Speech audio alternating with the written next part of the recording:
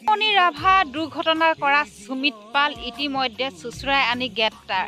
আপোনালোকে ঠিকে শুনিছে, সুমিত পাল 1 নম্বৰ ধুৰন্ধৰ হৈছে সুমিত পাল। সুমিত পালে যত যি লগালে সুমিত পালে। আজি সুমিত পাল নথকা হলে আজি এইটো জোনমণি ৰাভাৰ লগত এইটো ঘটনা নহয়। আজি এই ধুৰন্ধৰটোক গতিয়াই আনি চুচুৰাই আনি গ্ৰেপ্তাৰ। আপোনালোকে ঠিকে শুনিছে বন্ধু বান্ধৱীসকল।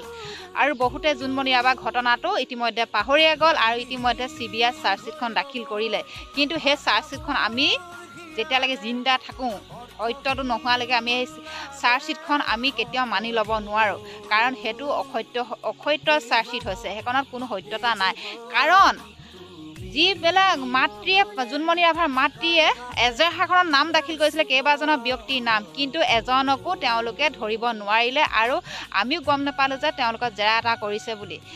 লীনা দলক জেৰা কৰিলে, আঁতৰাই দিলে। মনোজ ৰাজবংশীক কি জেৰা কৰিলে নাজানো, কিন্তু কি সোধা পোছা কৰিলে গম নাপালোঁ। তেওঁ চাকৰিটো নিলম্বিত হোৱা চাকৰিটো তেওঁ ঘূৰাই পালে। আপোনালোকে ভাবক, নিলম্বিত হোৱা চাকৰিটো এজন, আৰু মনোজৰ কথা সকলোৱে জানে যে মনোজৰ কাৰণে আজি এনেকুৱা এটা ঘটনা জোনমণি ৰাভাৰ লগত হ'বলৈ পাৰিলে। কিয়নো কৈছোঁ, যিহেতু 6 লাখ টকাৰ বাবদ মনোজ ৰাজবংশীয়ে লগাইছিলে লীনা দলক, সেইবাবে এটা মনোজ ৰাজবংশী এই চাকৰিটো নিলম্বিত কৰা হৈছিলে। আৰু পাছত অলপ দিনৰ পাছতে সেই চাকৰিটো আকৌ দিয়া হ'ল। কাৰণ যদি অপৰাধীয়ে যদি চাকৰি পায়, এনেই মানুহক দেখুৱাই ৰাইজক দেখুৱাই চাকৰি পৰা নিলম্বিত কৰিলে আকৌ পিছ মুহূৰ্ততে সেই চাকৰিটো দিলে, সেইটো বাৰু কোনে মানি ল'ব কওকচোন? কোনে মানি ল'ব? কোনো ৰাইজে মানি নলয়। আমিও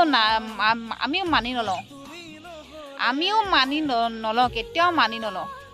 আৰু এই মুহূৰ্তত পূৰা এটা অগ্নিনাভ বাবা পূৰা বোলে ভাইৰেল হৈ পৰিছে। লগতে অগ্নিনাভ বাবাৰ যিটো এতিয়া চলি আছে বোলে বাবাক আশীৰ্বাদ কৰিলে যিকোনো মনৰ আশা পূৰণ কৰে। সেইবাবে সকলোৱে বাবাৰ ওচৰত হাত জুই প্ৰণাম কৰিব, যাতে আমাৰ জোনমণি ৰাভাৰ এই সত্যটো প্ৰমাণ হ'ব লাগে। আমি তেতিয়াই গম পাম যে অগ্নিনাভ বাবাই যে কিবা এটা দিয়ে বুলি, তেতিয়াহে গম পাম। আপুনি জোনমণি মাতৃক কৈছোঁ, আপুনি অগ্নিনাভ বাবাৰ নামত চাকি বান্তি জ্বলাই পেলাই জোনমণি ৰাভাৰ ন্যায় কাৰণে চাকি এগছ দিয়ক।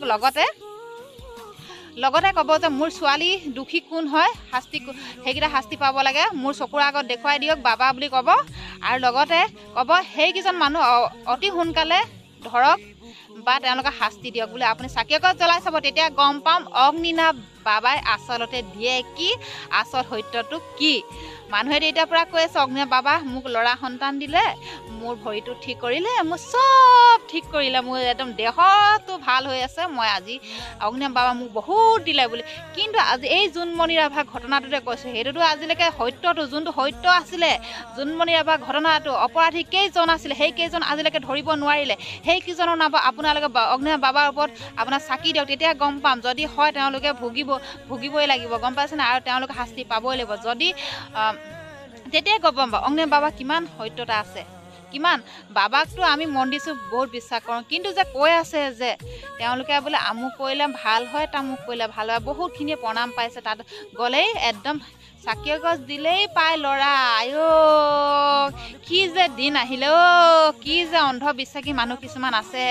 অগ্নিনাভ বাবা ওচৰত চাকি এগছ দিলে আপুনি ল'ৰা সন্তান পাব, ছোৱালী সন্তান পাব, গম পাইছেনে? ভগৱানে এইখন কপালত যদি এই দুইফালে লিখি নিদিয়া হ'লে আপোনালোকে যিমান আগৰুং বাগৰুং পূজা কৰিলেও নাপায়, গম পাইছেনে? এইখন কপালত লিখন থাকিবই লাগিব, যিটো ভৱিষ্যত হ'বলগীয়া আছে হ'বই। মনতে আছে ভগৱান, আমি ঘৰতে ধূপ চাকি জ্বলাওঁ, ঘৰত জ্বলাওঁ ন আমি, আৰু লগতে ধূপ চাকিও জ্বলাওঁ। কিন্তু সেইখনেই হৈছে, যদি মনৰ পৰা যদি ভক্তিভাৱে আপোনালোকে ধূপ চাকি এগছ জ্বলায়, সেই ধূপ চাকি জ্বলায়, তেতিয়া সেই ভগৱানে সন্তুষ্ট হ'ব। যদি মনৰ পৰা যদি আপুনি নজ্বলায়, সেই ভগৱানে সন্তুষ্ট নহয়। আজি কৈ আছোঁ কি, মই কথাটো পাতি আছিলোঁ কি নীলু কপালে, ঠিকে কৈছে। আৰু আজি যিটো সুমিত পালৰ ঘটনা, সুমিত পাল এজন হৈছে যিহেতু যি দুৰ্ঘটনা কৰিছিলে জোনমণি ৰাভাক, সেই মানুহজন আজি মুকলি আকাশৰ তলত আছে। কিন্তু সেই মানুহজনক আজিলৈকে কোনো CBI হ'লেও CID হ'লেও কোনো তেওঁক এটা জেৰা নকৰিলে, আৰু তেওঁ মুখখনৰ পৰা এটা ভাষ্য উলিয়াবলৈ কোনো চেষ্টা নকৰিলে। আজি সেই চাৰ্জশ্বিটখন আমি কেনেকৈ মানি লওঁ? আমি কোনোপধ্যে মানি ল'ব নোৱাৰোঁ। গতিকে আপোনালোকে এই সুমিত পালৰ কাৰণে প্ৰতিবাদ কৰক, আৰু এই ধুৰন্ধৰটো আনি মুখত জেৰা ল'ৰাটো মুখৰ পৰা মাত এষাৰ উলিয়াবলৈ চেষ্টা কৰক আৰু তাৰ মাতেৰে আমি কথা শুনিবই লাগিব, কাৰণ এজন সি অপৰাধী হয়।